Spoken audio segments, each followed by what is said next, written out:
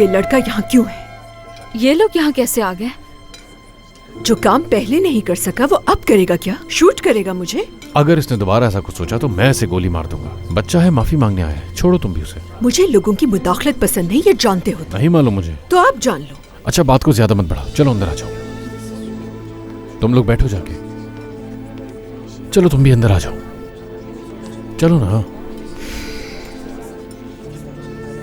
बैठिए।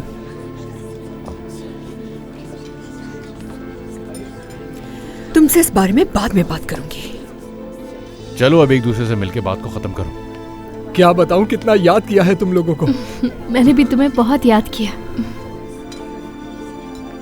अनम, तुम कैसी हो? मैं ठीक हूँ बिल्कुल।